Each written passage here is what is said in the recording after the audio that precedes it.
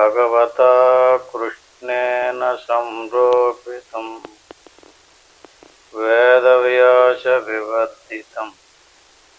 శృతిశిరోబీజం ప్రబోధాంకురం నానాశాస్త్రరహస్యశాస్త్రమరతి శాంతిప్రవాళాంకితం కృష్ణాంఘ్రిద్వయభక్తిపుష్పసురభిం మోక్షప్రదం జ్ఞానినాం. ఓం సచ్చిదానంద అనంతాత్మ చతుర్థండి దివ్యాత్మ బంధువులు. పోయిన వారంలో భగవద్గీత 9వ అధ్యాయంలో 7వ శ్లోకం వరకు చెప్పుకున్నాం. ప్రతి వారం మాదిరిగానే ఈరోజు కూడా అందరము కలిపి సామూహికంగా అధ్యాయాన్ని పారాయణం చేసి తదనంతరం జరిగినటువంటి శ్లోకాలను కొద్దిగా గుర్తు చేసుకుని తదితర శ్లోకాల మీద వివరణ చేసుకుందాం. ఇప్పుడు అందరం కలిపి పారాయణం చేద్దాం. చక్కగా పారాయణం చేశారు. ఇప్పుడు ఆ శ్లోకాల్లో ఉండేటువంటి భావాన్ని చెప్పుకోవడానికి ప్రయత్నం చేద్దాం. ముందే చెప్పుకున్నాం, మనం పారాయణం చేసినటువంటి అధ్యాయం పేరు రాజవిద్య రాజగుహ్యయోగం. 2 పదాలు, రాజవిద్య రాజగుహ్యం. గుహ్యం అంటే రహస్యం, రాజగుహ్యం అంటే రాజుల దగ్గర విషయాన్ని ఎంత రహస్యంగా దాస్తారో అంత రహస్యమైనటువంటి విద్య రాజవిద్య. రాజవిద్య రాజగుహ్యయోగం. అంచేతే ఈ అధ్యాయంలో చెప్పబడినటువంటి విషయాలన్నీ కూడా ఇదంతుతే గుహ్యతమం. ఏమైతే చెప్పాలనుకుంటున్నారో అటువంటి విషయాలన్నీ కూడా ఇదంతుతే గుహ్యతమం ప్రవక్ష్యామి అనసూయ. అసూయాపరుడికి చెప్పకూడదు, స్వార్థపరుడికి కానీ పక్కదారి పట్టించేటటువంటి వాడికి కానీ, అంటే దాన్ని స్వచ్ఛంగా తెలుసుకుని అనుభవించాలనుకున్నటువంటి వాడికి మాత్రమే ఇది చెప్పాలి. ఇందులో 2 విషయాలు బోధిస్తున్నామని చెప్తున్నారు. ఒకటి జ్ఞానం, రెండోది విజ్ఞానం. జ్ఞాన విజ్ఞాన సహితం. జ్ఞానం అంటే పరోక్షంగా చెప్పినటువంటిది. విజ్ఞానం అంటే అపరోక్షంగా ఒక్కొక్కటి లయం అయిపోయిన తర్వాత దేన్నైతే పొందుతున్నామో దానికి సంబంధించింది జ్ఞానము విజ్ఞానము. యజ్ఞాత్వా మోక్షసే అశుభాత్. ఈ విషయం ముందు వారం కూడా చెప్పుకోవటమైంది. దేని నుంచి మోక్షసే అశుభాత్. అశుభం అంటే ఏంటండి? శుభం అంటాం కదా. శుభం అంటేటి, అశుభం అంటేటి? మన శరీరం ధరించి ఉండడం అశుభం. ఇదేంటండి అలాగనొచ్చా? మనం అంటలేదు, శాస్త్రం చెప్తుంది. ఏమని చెప్తుంది? ఎవడైతే శరీరం ధరించాడో అశుభంలోకి వచ్చాడు. ఎందుకని అశుభం అన్నాడండి ఈయన? అశుభం అంటే నిరంతరము పరిణామం చెందుతూ ఏమవుతుంది? మరణిస్తుంది. మరణించిన తర్వాత మళ్ళీ జన్మకు వస్తుంది. అంటే జననము మరణము, ఇదంతా ఇదొక ప్రవాహం, అశుభం. యజ్ఞాత్వా, ఇది తెలుసుకున్నటువంటి వాడికి దేని నుంచి? అశుభాన్ని నుంచి విడుదల పొందుతాడట. అంటే జనన మరణాల నుంచి విడుదల పొందుతాడన్నమాట. మోక్షజే శుభాత. శుభమేది? మోక్షం. అశుభం ఏది? ఇప్పుడు శరీరం ధరించి ఉండడం. శరీరం ధరించి ఉన్నటువంటి వాడు అశుభంలో ఉన్నాడు. రేపు పొద్దున్న శరీరం పోయిన తర్వాత మళ్ళీ జన్మ వస్తుంది కదండి. మరి శరీరం పోయిన తర్వాత అశుభం నుంచి దాటిపోయినట్టే కదా? దాటినట్టు కాదు, ఎందుకంటే మళ్ళీ తీసుకొచ్చి పెడేస్తుంది. అంచేత శుభం కాదు. తీసుకొచ్చి పెట్టకుండా ఉండేదేదో ఏదేది దాని పేరు మోక్షసే శుభాత్. అశుభాన్ని నుంచి శుభంలోకి తీసుకెళ్ళి మోక్షాన్ని పొందేటటువంటి విద్య ఈ అధ్యాయంలో చెప్తున్నారు. ఇది ఆల్రెడీ మనం పోయిన వారం 7వ శ్లోకం దాకా చెప్పేసుకోవటం జరిగింది. 7వ శ్లోకం దగ్గర నుంచే చెప్పుకుందాం. ఏంటి? సర్వభూతాని కౌంతేయ ప్రకృతిం యాంతి మామికాం. కల్పక్షయే పునస్తాని కల్పాదౌ విసృజామ్యహం. కల్పన అంటే ఇంతకుముందు కూడా చెప్పుకున్నాం. కల్పన అంటే కల్పించబడటం. కల్పాదౌ అంటే కల్పము. సర్వభూతాన్ని, సర్వం అంటే చరాచరాలతో కూడుకున్నటువంటి సమస్త జీవరాశి కూడా ప్రకృతిం యాంతి మామికం అంటే కల్పక్షయం అంటే ప్రళయం. ప్రళయంలో సృష్టి అంతా అంతరించిపోయిందనుకోండి, ప్రళయంలో లయమైపోయిందనుకోండి, దేన్ని పొందుతుంది? ప్రకృతిం యాంతి మామికం. దేవుళ్ళు లేనవుతులు లేదు ఈ సృష్టి. ప్రళయంలో లయమైపోయింది మొత్తం. చరాచరాలతో కూడుకున్నటువంటి జీవరాశి యావత్తు కూడా ఎందులో లీనమైంది? ప్రకృతిం యాంతి మామికం. ప్రకృతిలో లీనమైంది. పరమాత్మలో లీనమైపోతే మోక్షం పొందినట్టు. మళ్ళీ సృష్టించాల్సినటువంటి అవసరం లేదు. ప్రకృతిలో లీనమయ్యారు. ప్రకృతిలో లీనమవ్వడం వల్ల ఆయన మళ్ళీ ఏం చేస్తాడు? కల్పక్షయే పునస్తాని కల్పాదో విసృజమ్యం. మళ్ళీ కొత్తగా వాళ్ళందరినీ సృష్టించవలసి వస్తుంది, కల్పించవలసి వస్తుంది కల్పంలో. అంటే ఏమర్థమైంది మనకి? జీవరాశి ఎందులో కలుస్తుంది? అలాగే మనం మరణిస్తున్నాం. మరణించినటువంటి వాడు స్థూల సూక్ష్మ కారణ శరీరాలతో సహా ఎందులో లీనమవ్వాలి? జీవుడు ఆత్మలో లీనమవ్వాలి. ఈ శ్లోకం కొంచెం నిగూఢమైనటువంటి భావాలతో కూడుకున్నాం. తర్వాత శ్లోకాన్ని కూడా చూడండి. ప్రకృతిం స్వం అవష్టభ్య విసృజామి పునఃపున.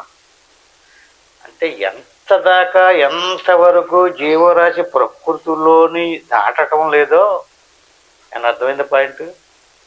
ప్రకృతిని దాటడం లేదు, ప్రకృతిలోనే తిరుగుతున్నాడు.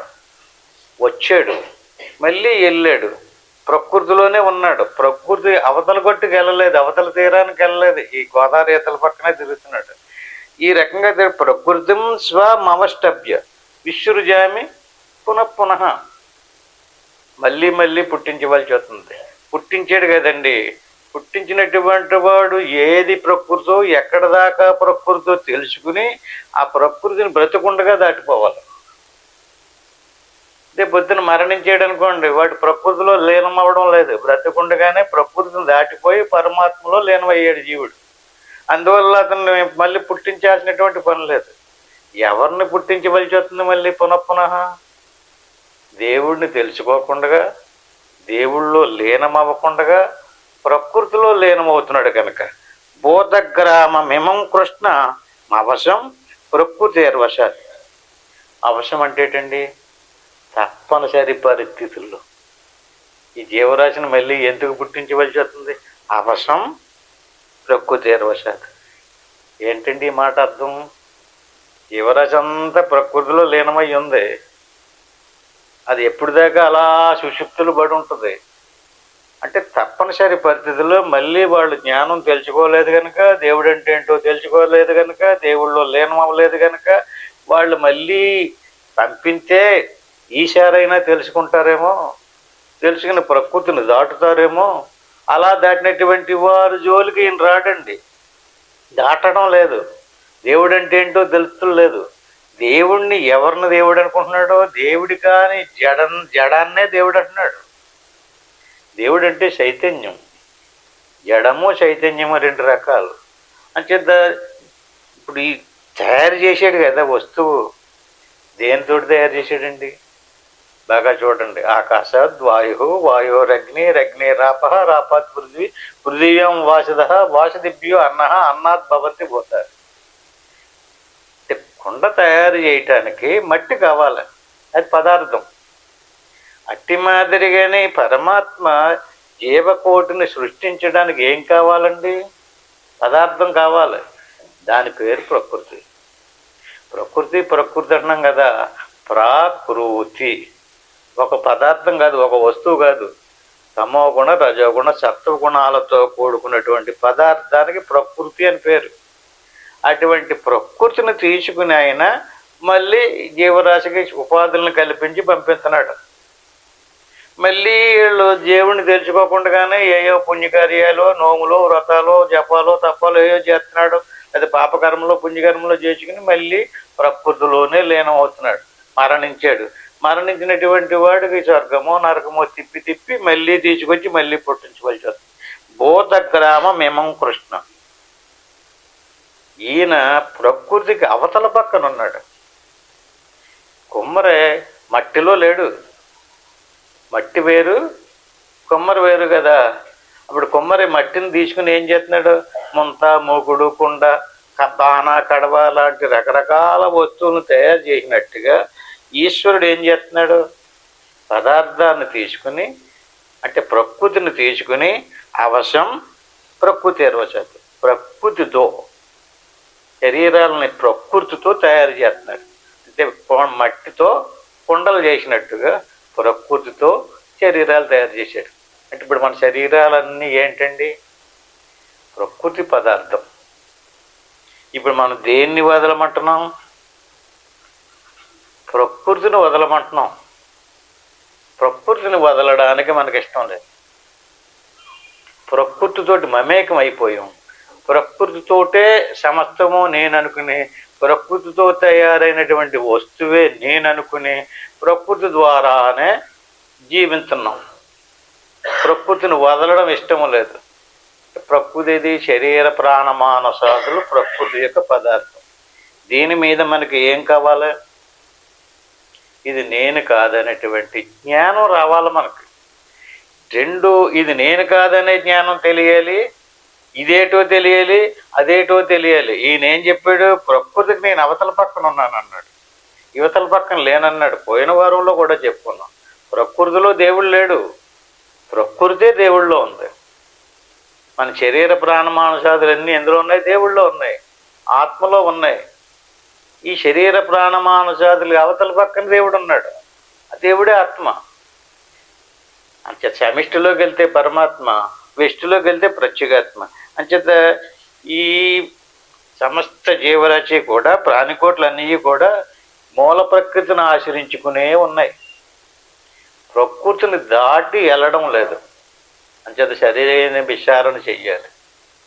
నేనెవరిని, దేవుడు అంటే ఏంటి, ఏది వదలాలి, ఏది పట్టుకోవాలో సరిగ్గా విచారణ చేసి, అదే మన సాధన అంటున్నాం కదా, ఆ రకంగా స్థూల జాగ్రత్త, స్వప్న, సుషిప్త అవస్థలు దాటితే 4వది తురీయం, 5వది తురియాతీతం. తురియాతీతం తెలుసుకునేటటువంటి స్థితి కాదు. తురీయం అనేటువంటిది కూటస్థ స్థితి, అది జీవుడు. తురీయం, ఆ జీవుణ్ణి ఎటేపుకి తిప్పాం మనం? ప్రకృతి వైపుకి తిప్పాం. మరి జీవుడిని ఎటేపుకి తిప్పాలి?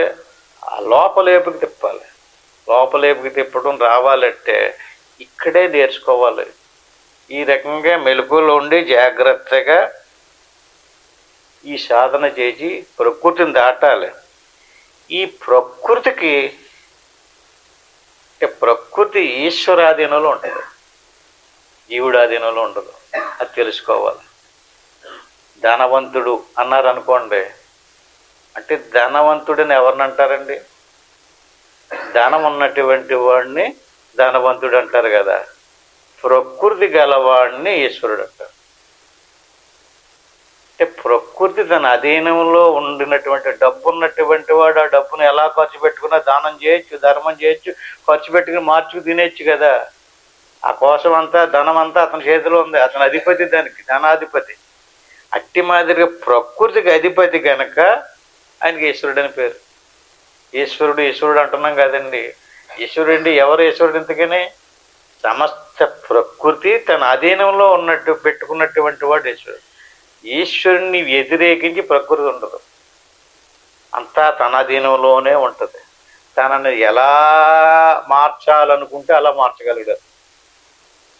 ఎలా కావాలంటే ముంతల కింద, మూగుళ్ళ కింద, కుండల కింద కుమ్మరి ఎలా చేస్తున్నాడో అట్టి మాదిరిగా ఈశ్వరుడు ప్రకృతిని తీసుకుని ఏనుగుల కింద, గుర్రాల కింద, గాడిదల కింద, మనుషుల కింద, పశువుల కింద రకరకాల రూపాలు తయారు చేస్తున్నాడు కదా. ఈ తయారు చేసినటువంటి వస్తువులన్నిటికీ అతను ఎవరో కర్త. పదార్థం ఎవరిదే? మాయ, దాన్నే ప్రకృతి అంటారు. ప్రకృతి ఎవరి అధీనంలో ఉంది? ఈశ్వరుడి అధీనంలో ఉంది. అంటే దానికి అధిపతి ఎవరు? ఈశ్వరుడు. అంటే దానికి అధిపతి కనుక ప్రకృతికి తన అధీనంలో ఉంది కనుక ప్రకృతికి యజమాని కనుక అతనికి ఈశ్వరుడు అని పేరు. అతను దాన్ని ఎలా కావాలితే అలా తయారు చేస్తున్నాడు కదా కర్త. మరి పోషకుడు, దాన్ని పోషించేవాడు ఎవరండి? ఆయనే. అతని అధీనంలోనే ఉంటుంది, మన అధీనంలోకి రాదు. మనం మార్పు చేసుకుని చేర్పులు చేద్దారని చాలా చాలా ప్రయత్నాలు చేస్తుంటారు. యాసం వేయగలుగుతాడు తప్ప ఈ తెల్ల బట్టలు తెచ్చి కాషాయం కడతాడు, లేకపోతే ఇంకోటి ఏదో చేస్తాడు, గడ్డం పెంచుతాడు, మీసం పెంచుతాడు, కానీ ఏమీ మార్చలేడు. అంటే ఇదంతా ఎవరి అధీనంలో ఉంటుంది? ఈశ్వరుడు అధీనంలో ఉంటుంది. నియామకుడు అతనే, నిర్వహించేటటువంటి వాడు అతనే, పోషించేవాడు అతనే, లయం చేసేవాడు కూడా అతనే. ఇప్పుడు ఏమర్థమైంది మనకి? ప్రకృతి యావత్తు కూడా ఎలా కావాలనుకుంటే అలా తయారు చేసి, పిండిని తయారు చేసుకుని మన వాళ్ళు పిండి వంటలు తయారు చేస్తుంటారు కదా, ఎలా కావాలంటే అలా తయారు చేస్తారు. జంతికలు, చల్ల గుత్తులు కొట్టి, అది వాళ్ళ ఇష్టం. కానీ మీరు చెప్పినట్టుగా నేను ఎన్న అంటదా? ఏమర్థమైంది మనకి? ప్రకృతి అంటే ఇంతకని పదార్థం, జడం. అటువంటి జడమైనటువంటి ప్రకృతిని నియమించేటటువంటి నియామకుడు గనక, దానికి అధిపతి కనుక అతనికి ఈశ్వరుడు అని పేరు. ఆయన ఈ సృష్టిని అంతటనే, ఆయనే కారకుడు, ఆయనే పోషకుడు. ఎవరైనా ఈయన ఈ సృష్టిని అంతటినీ ఎక్కడ సృష్టి చేస్తున్నాడు? ప్రకృతిని తీసుకుని పరమాత్మలో తయారు చేస్తున్నాడు. ఏదైనా రాయాలనుకోండి, మనం ఒక తెల్ల కాగితం మీద తీసుకుని లెటర్ రాస్తున్నాం కదా, రాయటానికి ఏం కావాలి? పేపర్ కావాలి.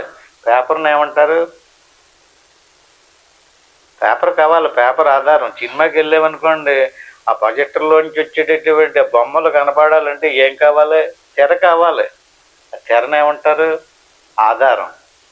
అట్టి మాదిరిగా ఈశ్వరుడు తయారు చేసేటటువంటి చిత్రాలకు అన్నిటికీ ఒక ఆధారం కావాలి, ఒక తెర. ఆ తెర ఆత్మ. ఇప్పుడు మన శరీర ప్రాణమానసాదులకి ఆధారం ఏది? మన స్వరూపం. అదొక తెల్ల కాగితం, అదొక తెర. నేను లోపల చూశానండి, నాకేమీ ఆత్మ కనిపించలేదండి అంటాడు. ఆత్మస్వరూపమే నీ స్వరూపం. అది దృశ్యంలా కనిపించదు. దృశ్యాలకు అన్నిటికీ ఆధారం ఆత్మ.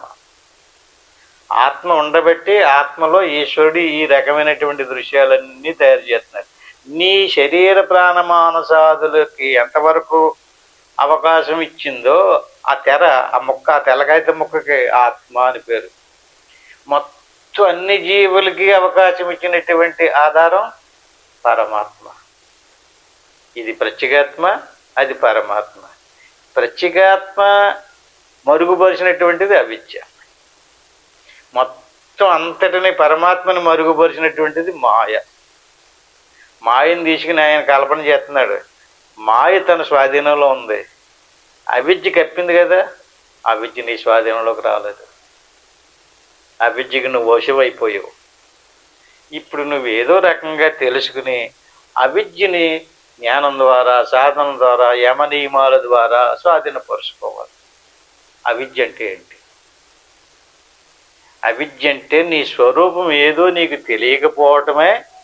నీ స్వరూపం నీకు తెలిసిందనుకో, ఆ విద్య నీకు వశమవుతుంది. బాగా గుర్తుపెట్టుకోండి. ఈశ్వరుడికి మాయ వశమైందంటే ఎందుకయింది అంటే పరమాత్మను గూర్చిన జ్ఞానం ఆయనకు ఉంది. ఆయన మర్చిపోలేదు. పరమాత్మను గూర్చిన జ్ఞానం ఉండబట్టి మాయ అతను వశమైపోయింది. మనకి ప్రత్యేగాత్మను గూర్చిన జ్ఞానం లేకపోవటం వల్ల అవిద్య మనకు వశమవ్వలేదు. ఇప్పుడు మనకి ఏ జ్ఞానం రావాలి? ప్రత్యేగాత్మ జ్ఞానం రావాలి. ఎవడికి ప్రత్యేగాత్మ జ్ఞానం వచ్చిందో వాడికి అవిద్య వశమవుతుంది. ప్రత్యేగాత్మ జ్ఞానం అంటే ప్రత్యేగాత్మ, పదే పదే ప్రత్యేగాత్మ అంటున్నాం కదా. తనలో ఉండేటటువంటి ఆత్మకి ప్రత్యేగాత్మ అని పేరు. తనలో ఉన్నటువంటి ఆత్మను మాత్రమే చూడగలడు కనుక ప్రత్యేగాత్మ. మళ్ళీ ఇంకొకటి శరీరంలో ఉన్నటువంటి ఆత్మను చూడలేడు. తనలో ఉన్నటువంటి ప్రత్యేగాత్మ స్వరూపం తన స్వస్వరూపం.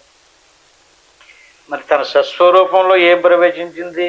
మనసు ప్రవేశించింది.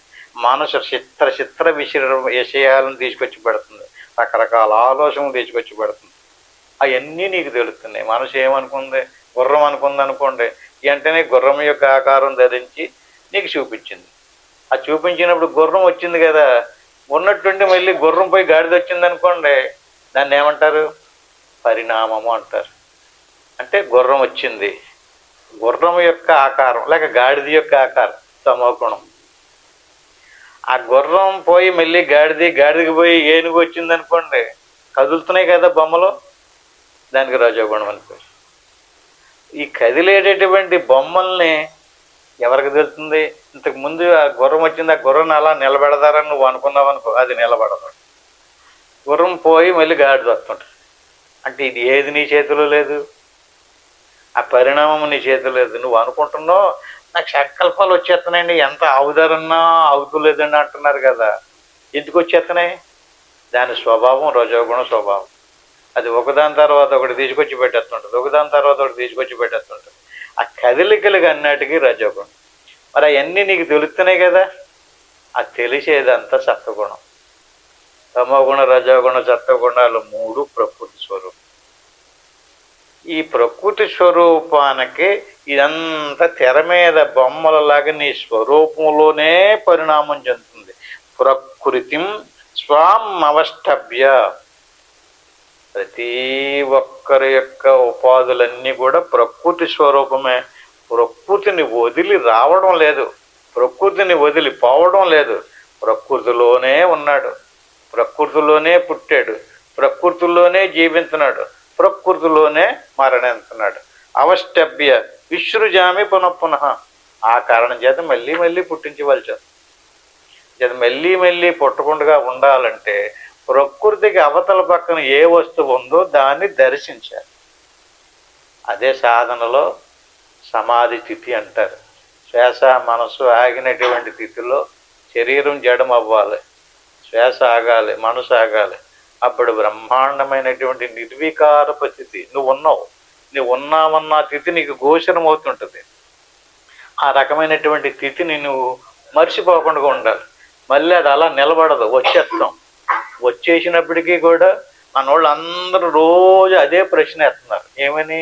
అది నాకు అనుభవం వస్తుంది, మళ్ళీ వచ్చిన తర్వాత పోతుంది కదా, అది నిలబడాలంటే ఏంటి? నిలబడదు. కానీ గుర్తు పెట్టుకోవాలి, మర్చిపోకూడదు. ఇక్కడ ఒక సందర్భంలో చిన్న ఉదాహరణ చెప్పుకుందాం. ఒక ఊళ్ళో ఒక రాజుగారు కాలం చేశారట. రాజుగారు చనిపోతే ఆ ఊళ్ళో రాజు ఎంపిక చేసుకోవటం కోసం ఒక ఏనుగుని ముస్తాబు చేసి దానికి ఒక దండ చేతికిచ్చి, ఎవరి మెడలో ఏనుగు దండ ఎత్తదో అతను రాజుగా చేయడానికి వాళ్ళందరూ నిర్ణయం చేసుకున్నారు. వెనకాల ఊరేగుతూ తీసుకెళ్తున్నారు.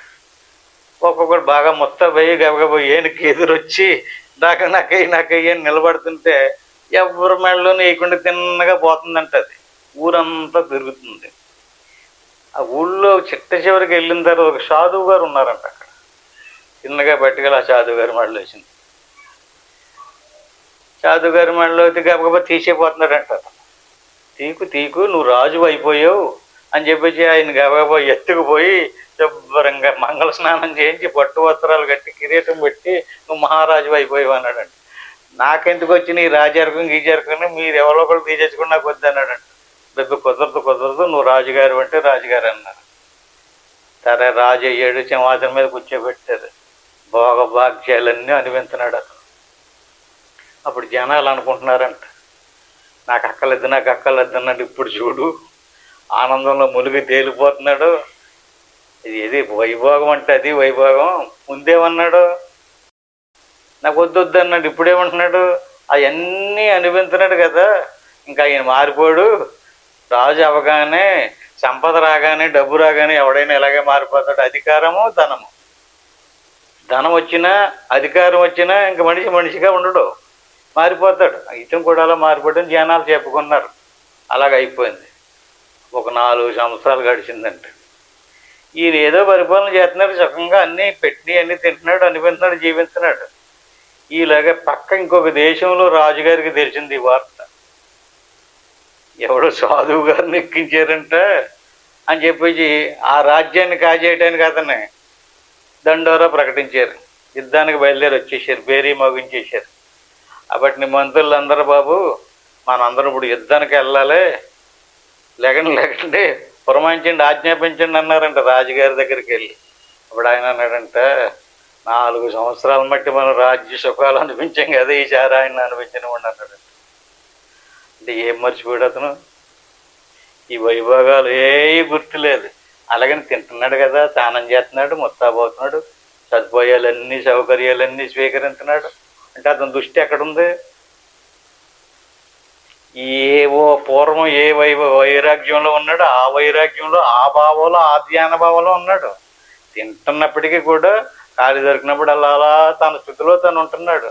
అంతే చక్కగా గబగబోయి రాజుగారి వైభోగాలకు సంబంధించిన ఆభరణాలన్నీ తీసిపాడేసేసి పెట్టిలో దాచుకున్నాడంట. ఆ కాషాయ వస్త్రం ఒకటి అది తీసుకుని గబగబా కట్టుకుని చక్కా పోయాడట.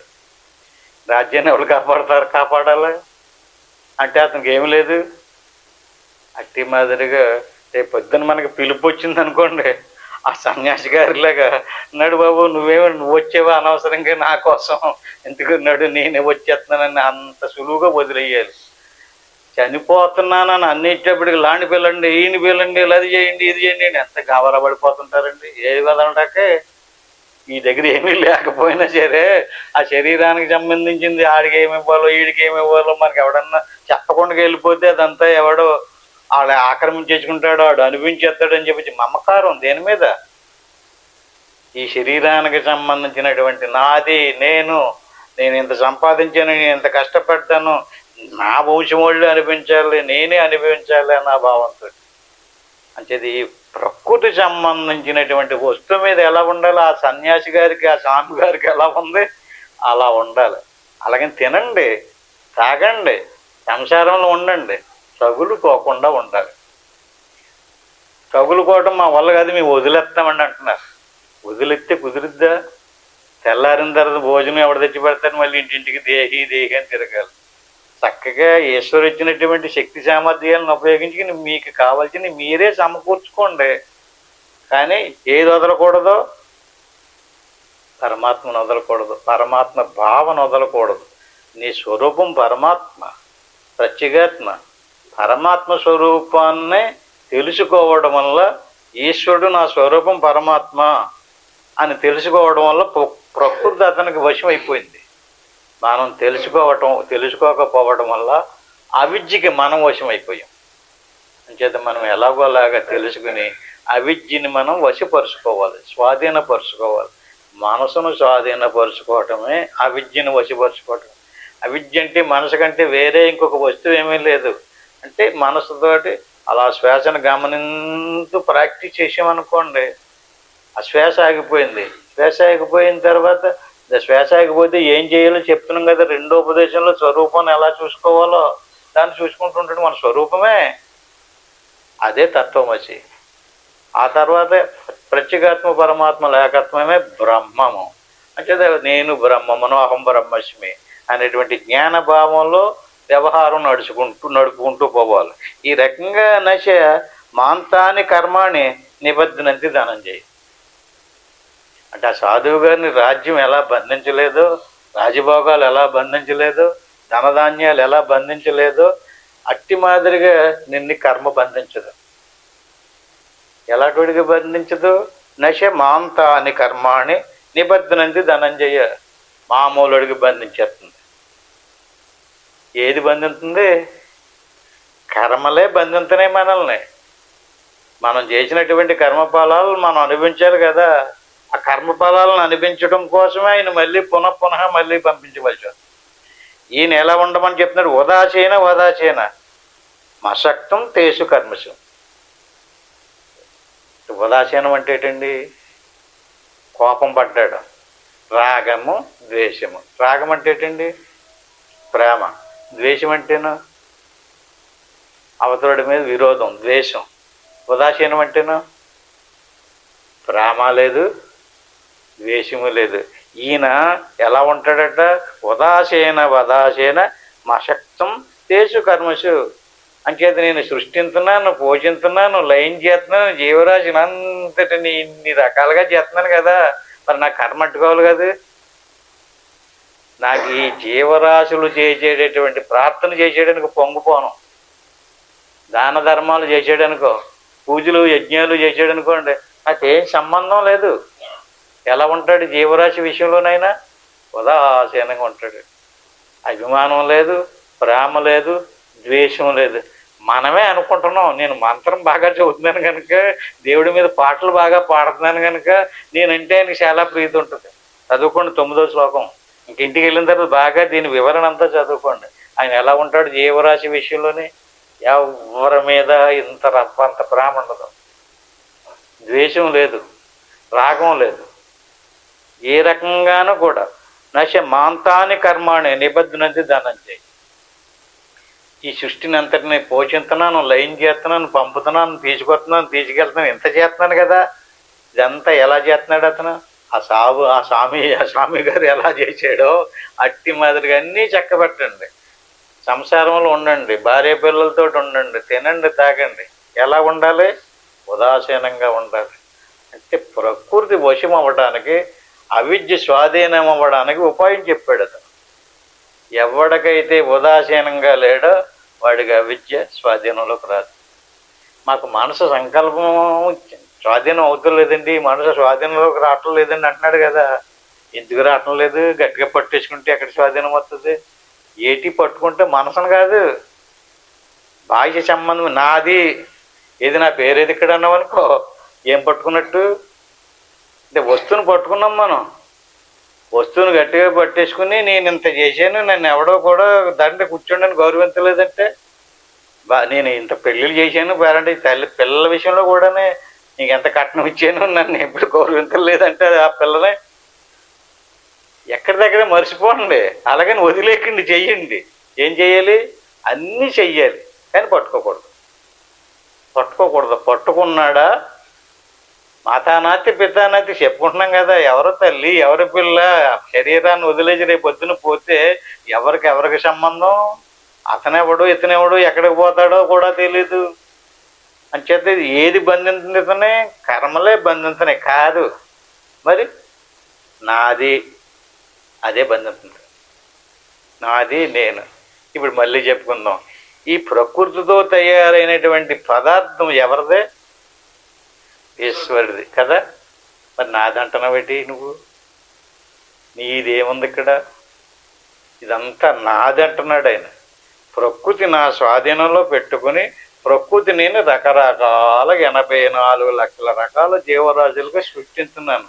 అంటే ఈ సృష్టికర్త ఎవడో నేనే. ఆ ఈశ్వరుని యొక్క మనసు చేత ఇదంతా సృష్టించాడు. ఈశ్వరుని యొక్క బుద్ధితోటి దీన్ని అంతటిని పోషిస్తున్నాడు. ఈశ్వరుని యొక్క అహంకారంతో లయం చేస్తాడు. ఇక్కడ మందనేది లేదు, నేననేది, నాదనేది కూడా ఎవరిదే? అంతా అయిందే. నువ్వు వదలడం ఏంటి? నువ్వు ఊరుకుని ఉంటే చాలు. నేను వదిలేసాను, నేను ఇచ్చేసాను అన్నావంటే వదులుతులు లేనట్టే లెక్క, గట్టిగా పట్టుకున్నట్టు లెక్క. పట్టుకోకో. దేన్ని పట్టుకో? దేన్ని పట్టుకోవాలి?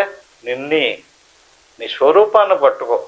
నీ స్వరూపంలో ప్రవేశించిన దాన్ని పట్టుకున్నావా, మళ్ళీ ఎన్నిసార్లు వస్తావో తెలియదు, ఎన్నిసార్లు వెళ్తావో కూడా తెలియదు. దేన్ని పట్టుకోకూడదు? మన స్వరూపంలో ప్రవేశించినటువంటి దానికి ఏం పేరు? వ్యావర్తకం. అది నీ స్వరూపం కాదు, ఆ ఈశ్వరుదే ఆ వస్తువు. ఈశ్వరుడు తన ప్రకృతి యొక్క స్వరూపంతో దాన్ని తయారు చేసి నీలో ప్రవేశపెట్టాడు. దాన్ని నేననుకుని నువ్వు కర్మ చేసావు. ఆ కర్మఫలం అవ్వకపోవడం వల్ల ఆ కర్మఫలాన్ని అనుభవింప చేయడం కోసం నిన్ను మళ్ళీ పంపించవలసి వస్తుంది. అంచేత నశమాంతాని కర్మాణి నిబద్ధనంతి ధనంజయ. బంధించకుండా చూసుకో, నిన్ను నువ్వు కాపాడుకో, నిన్ను ఉద్ధరించుకో, ఉదాసీనంగా ఉండు, గట్టిగా పట్టుకోకు. భార్య నేను చెప్పినట్టు వినాలని కొల్లారు చేసాడు అనుకోండి, ఎలా చేయకు అంటే వదిలేమని కాదు, వదిలేయకు అంటే వదిలేయటము కాదు, పట్టుకోవటం కాదు. నా చేను, నా ఇల్లు, నా వాకలే, నా డబ్బు గట్టిగా పట్టుకున్నాడు అనుకోండి, అదే బంధింతుంది. ఇంతకీ వస్తువు కాదు బంధింతుంటా, మరి భావన బంధింతుంది. భావన మారాలి. ఇదంతా కూడా ఈశ్వర సృష్టి. ఆయనే దీని అంతటిని నడుపుతున్నాడు, ఆయనే సృష్టించాడు, ఆయనే పోషిస్తున్నాడు, ఆయనే లయం చేస్తున్నాడు. ఇది నాది లేదు, నేను కాదు. మరి నేనన్నా కూడా ఎవడో? దీనికి అంతటికీ ఆధారంగా ఉన్నటువంటి నీ స్వరూపమే నేను. నేను మొదలు ఎట్టి పరిస్థితుల్లోని పడుకోబోయేటప్పుడు నేను గుర్తుపెట్టుకు పడుకో, మళ్ళీ లేచేటప్పుడు ఆ నేను గుర్తుపెట్టుకుని లేవు. ఆ నేను స్వరూపంలో ఇది ఎలా నడుస్తుందో, ఎలా తిరుగుతుందో, బొమ్మడలాగా ఎలా జరుగుతుందో నీకు క్లియర్గా తెలిసిపోతుంది. ఇది ఒక నటన. ఏది? నీ స్వరూపంలో ఈ తోలు బొమ్మలాట ఆడినట్టుగా నీ స్వరూపంలో ఈ శరీరం తిరుగుతుంది, మనసు తిప్పుతుంది. ఈ శరీరం నువ్వు కాదు, మనసు నువ్వు కాదు, ప్రాణానం కూడా నువ్వు కాదు. మాయాధ్యక్షేణ ప్రకృతి శూయితే సచరాచరం. నువ్వే కాదు, శరము అశరము. శరం అంటే ఏంటండి? కదలని జీవులు ఉన్నాయి, కదిలే జీవులు ఉన్నాయి. చీమలు, దోమలు, మనుషులు, పశువులు, జంతువులు ఇవన్నీ కదిలే జీవులు. మరి చెట్లు, పుట్లు ఇవన్నీనో కదలని జీవులు. మాయాధ్యక్షేణ ప్రకృతిం చూయితే దశరాశరం. ఈ ప్రకృతినితో తయారైనటువంటి వస్తువులు ప్రకృతిని ఆచరించుకుని చరాచరాలతో కూడుకున్నటువంటి జీవరాశి అంతా కూడా తిరుగుతుంది. ఆ తిరిగేదానికి ఈయన అధ్యక్షుడట. మాయాధ్యక్షేణ, ఆయన అధ్యక్షత మీద అంటే ప్లానింగ్ అంతా అయిందే, నడకంతా నడిపించేదంతా ఆయనే. హేతునానేన కౌంతేయ జగద్విపరివర్తతే. ఇది అనాది నుంచి సాగుతానే ఉంది. ఈ గుట్టు ఎవడైతే తప్పించుకున్నాడో వాడు తప్పించుకుపోతాడు, తెలుసుకోలేనటువంటి వాడు అందులో చుడుగుండంలో పడి తిరుగుతానే ఉంటాడు. ఎన్ని యుగాలైనా సరే అలా తిరగవలసిందే, వెళ్ళడము రావడము, వెళ్ళడము రావడము. అంటే ఇది తిరిగే వస్తువు నువ్వు కాదు. దీనికి అంతటికీ కూడా ఎక్కడ ఆయన అధ్యక్షుడు. ఈ వస్తువు ఆయన కాదు, బాగా గుర్తుపెట్టుకోండి. ఈ వస్తువుతో తయారైంది కూడా ఆయన కాదు. ఇప్పుడు మనం ఏదన్నా దేవుడి విగ్రహం తయారు చేసామనుకోండి, దేంతో తయారు చేయాలి? ఈ ప్రకృతి పదార్థంతో తయారు చేయాలి. ఈయన ఏమంటున్నాడు? ప్రకృతికి అవతల తీరాన్ని ఉన్నాడు. ప్రకృతి తన చేతిలో ఉంది. ప్రకృతిని తను తిప్పుతున్నాడు, తను నడుపుతున్నాడు, దాన్ని రకరకాలుగా పరిణామం చెందింపజేస్తున్నాడు. ఈ రకంగా నచమంత్యాన్ని నచమాంతాన్ని కర్మాన్ని నిబద్ధనది ధనంజయ. అంటే దాన్ని చూస్తున్నాడు అతను, దాంతో కలుపుతులు లేదు. మనము చూస్తున్నాం కానీ కలిసిపోతున్నాం, అంతే తేడా. ఆయనకి మనకి ఆయన సెపరేట్గా ఉండి చూస్తున్నాడు. ఈ శరీరం రావడము తిరగడము దానికి మనం అనుకుంటున్నాం నేను ఏదేదో చేసేస్తున్నానని. నువ్వు చేయటం ఏంటి? శరీరాన్ని కాపాడుకోవడానికి సంబంధించిన ప్లానింగ్ అంతా ఆయనే చేశాడు. శరీరం లోపల ప్రాణాన్ని పెట్టాడు, ఆకలి దెబ్బలు కలిగిస్తుంది, తిన్న ఆహారాన్ని జీర్ణం చేస్తుంది, రకరకాల మార్పులు చేర్పులు చేస్తుంది, శరీరాన్ని శక్తిని పుష్టిని బలాన్ని ఎత్తుంది, జీవరాశిని సృష్టింపు చేయడానికి సంబంధించినటువంటి విషయాదులన్నీ నిర్వహిస్తుంది. మరి ఆ శరీరంలో ఉన్నటువంటి ప్రాణం కోరినటువంటి కోరిక తీర్చడానికి సంబంధించిన ఆహారం తెచ్చిపెట్టేది ఎవరు? మనసు. దాన్ని ఎవడు పెట్టాడు అందులోని? నువ్వా? ప్రాణాన్ని ఎవడు పెట్టాడు శరీరంలో? శరీరాన్ని కాపాడటానికి ఆయనే. మరి మనసును పెట్టినాడు ఎవడు? ఆయనే. మరి తెలివిని ఎవడు పెట్టాడు? ఆయన కదా. ఆ తెలివి ఆయన ప్రతిబింబమే. ఎంత జాగ్రత్తగా ఇంత ప్రణాళికాబద్ధంగా తయారు చేసుకున్నాడు ఇతనానికి. ఇది దీన్ని అతను సృష్టి. మనం ఏమనుకుంటున్నాం? నేను అనుకుంటున్నాం, ఆయనకే తెలుసు. అంచేత నువ్వు ఆయనలోకి వెళ్ళిపోయి చూసావంటే ఆయనకి ఏ భావన ఉందో ఏ జ్ఞానం ఉందో అది నీకు కూడా కలిసి. అటువంటి స్వరూపం ఆత్మ, పరమాత్మ. అటువంటి పరమాత్మ స్వరూపాన్ని జీవులు గుర్తించక అవజానంతి మాం మూఢ మానుషీం తను ఆశ్రితం పరంభావం అజానంతో మమ బోధం ఐశ్వర్యం. ఏమర్థమైందండి? నేను ప్రకృతికి అవతల పక్కన ఉన్నాను. ప్రకృతి నామరూపాదులతో కూడుకున్నటువంటి ఆకారంతో కూడుకుని ఉంది. అది నేనే తయారు చేసాను. దాన్ని నేను తయారైనటువంటి దాంతో మళ్ళీ ఇంకొక దాన్ని తయారు చేసి మీరు మళ్ళీ ఇంకొక రూపం ఇంకో పేరు పెట్టుకుంటే నాకు సంబంధం లేదు. నా రూపం కాదు అది. అవజానంతి మా మూడ. అలాగే ఎవడన్నా చేస్తే నేను అవమానం చేసినట్టు. ఎలాగా? అవజానంతి మా మూడ మానుష్యం తను ఆశ్రిత. అంటే ఒక మనిషి ఆకారంలో నేను సృష్టించినటువంటి ఆ పదార్థంతో ఒక మనిషి ఆకారంతో ఒక బొమ్మను తయారు చేసి ఈ బొమ్మే నేను అన్నాడు అనుకోండి, అవజానంతి మామ్మూడ మానుషం తను ఆశ్రది, నన్ను అవమానం చేస్తున్నాడు అతను. ఎందుకని? ఆ ఆకారం కాదు నాది, ఆ వస్తువు కాదు నేను, ఈ వస్తువుకి అతీతంగా ఉన్నాను, అవతల పక్కన ఉన్నాను, అది పరమాత్మ స్వరూపం. అవజానంతి మామ్మూడ, వీడికి తెల్లలేదు. ఏం తెల్లలేదు? దేవుడు అంటే ఎలాగుంటాడో చెప్పలేదు, ఎవరునే చదువుకోలేదు, తనంతట తానుగా తెలియలేదు. తెలియకపోవటం వల్ల దేవుడు ఎలాగుంటాడో మానుష్యం తను ఆశ్రితం. తను అంటే శరీరం, శరీరాన్ని ఆశ్రయించినటువంటి వాడిగా. దేవుడు శరీరాన్ని ఆశ్రయించాడు, శరీరం ధరించి వచ్చాడు అంటున్నారు కదా, శరీరాన్ని ధరించి పుట్టాడు అంటున్నారు కదా.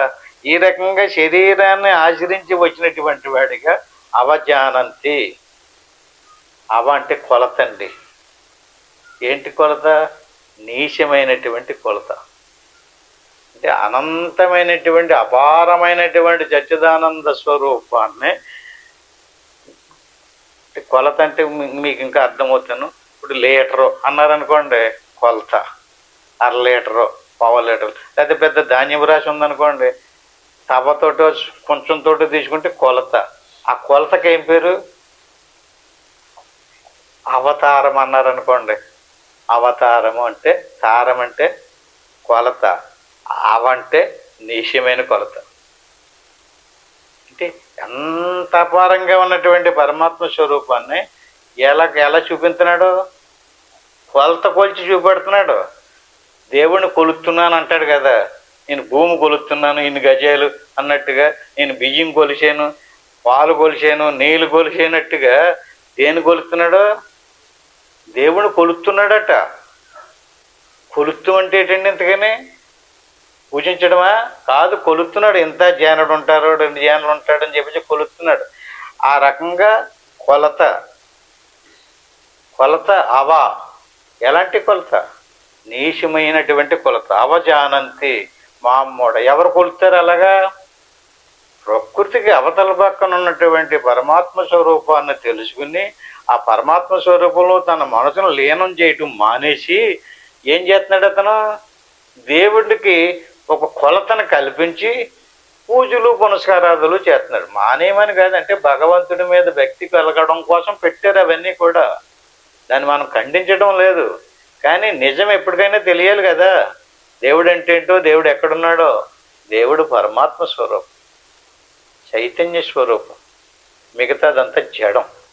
జడమైనటువంటి దాన్ని దాటితే తప్ప పరమాత్మ తెలియబడ్డు. ఎక్కడ? పరంభావం అజానంతో. పరం అంటే ఇహము, పరం. ఇహం అంటే ఏంటండి? యువతల పక్క. ఏదైనా సరే యువతల పక్క వస్తువుతోటి పోల్చి చెప్తే పరమలో ఉన్నటువంటిది ఎలా తెలుస్తుంది? నువ్వు ఎప్పుడైనా చెప్పాలనుకుంటే ఇక్కడ వాళ్ళతోటి, ఇక్కడున్న వాడితోటి పోల్చి చెప్పితే తెలుస్తుంది. ఆయన ఇక్కడున్న ఓడులో ఎవడు పోలికలు ఉన్నాడు? అతను ఎవరిని పోల్చి చెప్తావు? ఆయన పరంలో ఉన్నాడు. పరం భావ మధ్యానంద్. పరం భావం అంటే ఏంటి? ఇలా కంటితోటి చూసేది గట్ట కాదు, అది భావంతో తెలుసుకోవాలి. భావం అంటే మన తెలివి, మన జ్ఞానం, మన భావన. దేవుడు ఇది కాదు ఇది అనేటువంటి భావన రావాలి. పరం భావం అజానంతో. ఇక్కడే చెప్పేశాడు. అజుడు అంటే ఏంటండి? పుట్టినటువంటి వాడు. అజ.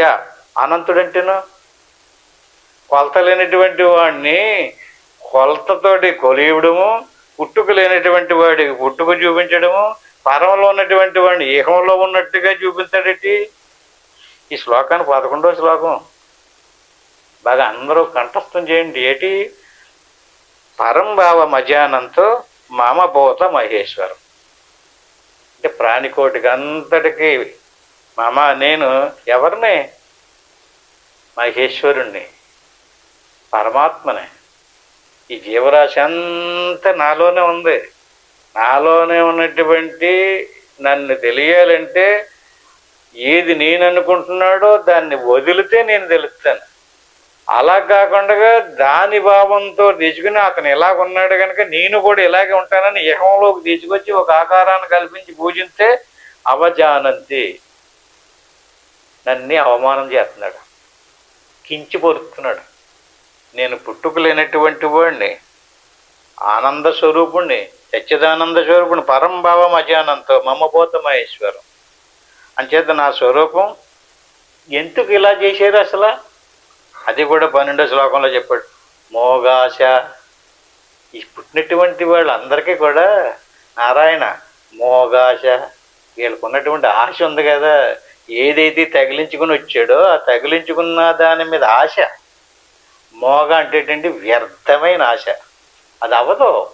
మోగాశ, మోగ కర్మాణం, పనికి మాలిన కర్మలు చేస్తుంటాడట. జ్ఞానం లేదు. మోగాశ, మోగ కర్మాణం, మోగ జ్ఞాన విశేష. విశేష అంటే పువ్వు మొగ్గొచ్చిందండి, పువ్వు వీడలేదు, వికసించలేదు. అట్టి మాదిరిగా వీడి మనసు ఇంకా వికసించలేదు, మొగ్గ రూపంలోనే ఉంది, వికసించలేదు. శాస్త్రం చదవాలి, ఇలాంటి జ్ఞానుల మాటలు వినాలి.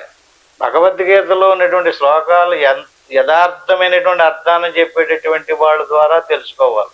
మోగాశ వ్యర్థమైన ఆశ, మోగ కర్మాణం పనికిమాలిన కర్మలో, మోగ జ్ఞాన వాళ్ళకున్న తెలివి పనికిమాలిన తెలివి, మోగ జ్ఞాన విశేష.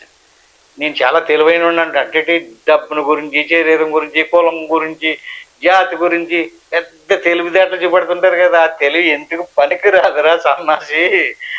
నువ్వు రేపొద్దున చనిపోయినప్పుడు వదిలేసే దాని మీద నువ్వు ఎంత తెలివి చూపెడితే ఏడ్చకోటి. మోగ జ్ఞాన విశేష. నీ జ్ఞానము కరెక్ట్ కాదు, నీ తెలివి కరెక్ట్ కాదు, నువ్వు చేసే కర్మలు కరెక్ట్ కాదు, నీ కోరిక ఉంది కదా ఆశ, అది కూడా కరెక్ట్ కదా అంటాడు. అదేంటండి మన కోరిక మా కరెక్ట్ కదా. 12వ శ్లోకం. రాక్షసీం ఆశ్రయించేవ. ఈ రకమైనటువంటి తెలివి, ఈ రకమైనటువంటి కర్మలో, ఈ రకమైనటువంటి జ్ఞానం ఏదైతే ఉందది రాక్షసీం ఆశ్రయించేవ. ఇది అసురులు మతం. అసురులు అంటే ఎవరండి? రాక్షసులు. రాక్షసీం ఆశ్రయించేవ ప్రకృతి మోహినీం శ్రితాః. మనకి పురాణాల్లో రాక్షసులు దేవతలకి దెబ్బలాటలు చూస్తుంటాం మనం. అవన్నీ అంతరార్థాలు. రాక్షసులు అంటే ఏంటి?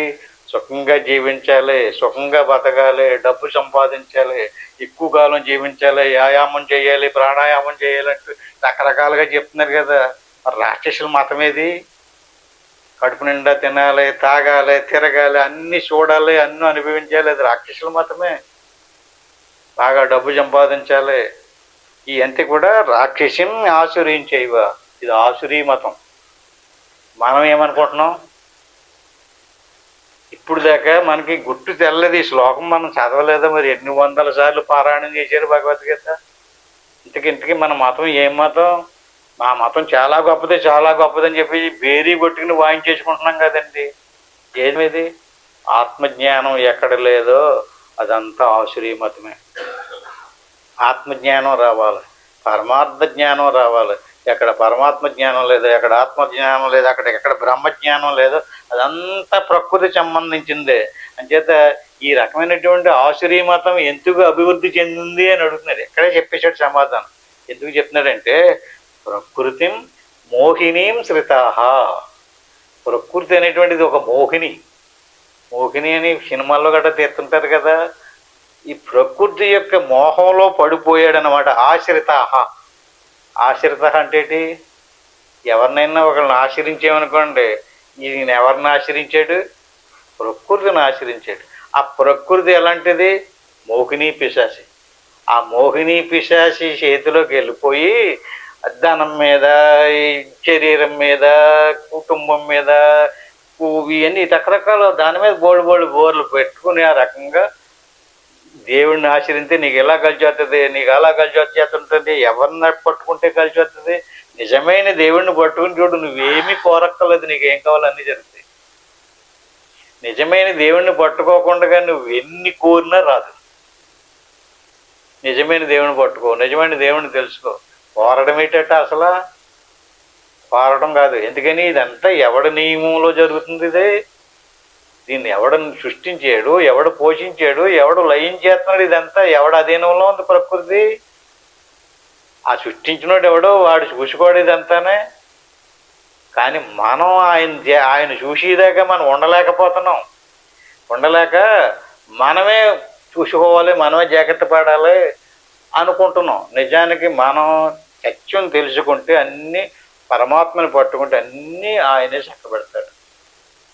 మనకి ఏ లోటు రాదు. అన్ని సమస్యలని కూడా ఆయనే చూస్తాడు. మహాత్మానస్తు మాం పార్థ దైవీం ప్రకృతి ఆశ్రితాః. అంచేత ఇంకొక మతం ఉందయ్యా, ఆసురీ మతం కాకుండా ఇంకొక మతం ఏంటి? దైవీ మతం. ప్రకృతికి 2 పేర్లు ఉన్నాయండి, దైవీ ప్రకృతి, ఆసురీ ప్రకృతి. అంటే ఇప్పుడు మనం సాధన చేస్తున్నాం కదా, ఇది దైవీ ప్రకృతి. ఇక్కడ రాక్షసుల్లాగా భయంకరంగా ఏమీ లేదు. ఇంకా హాయిగా కళ్ళు మూసి కూర్చోవడమే సుఖంగాను. మిగతాదంతా కూడా రాక్షసులు తపస్సులు మీరు ఎప్పుడన్నా విన్నారా? ఎంతంత భయంకరంగా ఎండలోని, వానలోని, ఆ చలిలోని రకరకాల వేషాలు వేసుకుని అవన్నీ ఎవరి మతం అనుకుంటున్నారు? మనమేమనుకుంటున్నాం? అదే నిజమైనటువంటి మన మతం అనుకుంటున్నాం. కాదు. మహాత్మానస్తు మాం పార్థ. మహాత్ములు ఈ మతాన్ని స్వీకరించరు, ఈ ఆసురీ మతాన్ని స్వీకరించరు. మహాత్మానస్తు మాం పార్థ దైవీం ప్రకృతి ఆశ్రితాః. దైవీ ప్రకృతిని ఆచరించినటువంటి వాళ్ళు భజంతి అనన్య మనసో జ్ఞాత్వ భూతాది అవ్యయం. వీళ్ళు ఎలాంటి విధానంలో ఉంటారు? భజంతి అనన్య మనసో. వీళ్ళు భగవంతున్నే వాళ్ళలో భగవంతున్నే భజిస్తున్నారు, వీళ్ళు భగవంతున్నే భజిస్తున్నారు. ఇద్దరికి డిఫరెన్స్ ఏంటి? ప్రకృతి యొక్క పదార్థంతో తయారు చేసుకుని దాన్ని దేవుడిగా వాళ్ళు ఆరాధిస్తుంటే, వీళ్ళు ప్రకృతికి అధీనంలో ఉన్నటువంటి పరమాత్మని అనన్య మనసో జ్ఞాత్వ. అంటే లోపల ఉన్నటువంటి ప్రత్యేగాత్మ స్వరూపానికి, ఈశ్వరుడులో ఉన్నటువంటి పరమాత్మ స్వరూపానికి భేదము లేనట్టుగా అనన్య మనసో జ్ఞాత్వ. మనసులోని జీవునిలోని ఆత్మ, ఈశ్వరులోని ఆత్మ రెండింటికి ఒకటే లక్షణం. ఈ ప్రత్యేగాత్మ పరమాత్మల ఏకత్వమే బ్రహ్మము అనేటువంటి భావంతో భజంతి అనన్య మనసో జ్ఞాత్వ అంటే తెలుసుకోవటం. తెలుసుకుని భూతాది అవ్యయం. అంటే తన శరీరానికి లోపల ఏ ఆత్మస్వరూపం ఉందో అందరిలోనే ఆ ఆత్మస్వరూపం ఉందని తెలుసుకుని దాన్ని ఎవడైతే జ్ఞానం చేస్తుంటాడో వాడు భజంతి అనన్య మనసో మాం పార్థ దైవీం ప్రకృతి ఆశ్రితాః. వీళ్ళు దైవీ ప్రకృతిని ఆచరించినటువంటి వాళ్ళు వీళ్ళు మోక్షం పొందుతారు. వాళ్ళు మళ్ళీ కర్మలు చేసి మళ్ళీ వస్తూ ఉంటారు. ఈ రకంగా ఈ శ్లోకాన్ని వచ్చేవారు ఇంకా బాగా చెప్పుకుందాం. ఇంతటితో ముగించుకుందాం. హరి ఓం తత్సత్. ఈ వేళ చెప్పుకున్నటువంటి శ్లోకాలన్నీ కూడా కంఠస్థం చెయ్యాలి. 11, 12, 13. అందరూ భగవద్గీత బాగానే పారాయణ చేస్తున్నారు కదా. మరి ఆత్మబంధువులారా, ఇప్పుడు ఏం చేద్దాం? మనం ఏ మతంలోకి వెళ్దాం? ఏది నిజమైనటువంటి మతం? దైవీ మతం ఏది? దైవీ ప్రకృతిని ఆచరించినటువంటి మతం ఆత్మసాక్షాత్కారం పొందడానికి చేసే అభ్యాసం. ఏం చేయాలి? ఇప్పుడు దాకా ఏదైతే చెప్పుకున్నామో ఎలాగెళ్ళాలో, అది ఎలా ప్రకృతిని ఎలా దాటాలో, అది మనకు ఎలా తెలుస్తుందో అదంతా విపులంగా చెప్పుకోవడం జరిగింది. దాన్ని ఇలా చక్కగా కూర్చుని గురుర్ బ్రహ్మ గురుర్ విష్ణు గురురేవ మహేశ్వర గురువు సాక్షాత్తు పరబ్రహ్మ తస్మై శ్రీ గురువే నమః. గురువే బ్రహ్మ, గురువే విష్ణు, గురువు మహేశ్వరుడు, గురువు సాక్షాత్తు పరబ్రహ్మ. అంతటి గురు ఉంటే తప్ప మన మనసు మారదు. ఈ రకంగా గురుమంత్రం తర్వాత పంచాక్షరి మంత్రం ఓం నమః శివాయ. ఇది 3 సార్లు అనుకోవాలి. గురుమంత్రం 1 సార్లు. ఆ తర్వాత ఏమీ అనుకోకుండా వస్తూ పోతూ ఉండే శ్వాసను అలా గమనిస్తూ ఉంటే సోహం భవతి. ఈ శ్వాస లోపలికి వెళ్ళి తనలో ఉన్నటువంటి దేవుళ్ళలో విలీనం అయిపోతే సో హం. అహం అంటే నేను, ఇది కాదు అది, ఇది ఎందులోకి వెళ్ళి లీనమైంది అది నేను అనే భావంలో శ్వాసను పట్టుకొని చక్కగా ఏమి అనుకోకుండా నిద్రపోకుండా అభ్యాసం చేయండి. ఇంటికి వెళ్ళిన తర్వాత ఎవరెవరికి ఎంతంత అవకాశం ఉంటే అంత ప్రయత్నం చేయండి. ఇప్పుడు మాత్రం నేను ఓంకారాన్ని చెప్పేదాకా చక్కగా గురిపెట్టి అభ్యాసం చేయండి. ఓం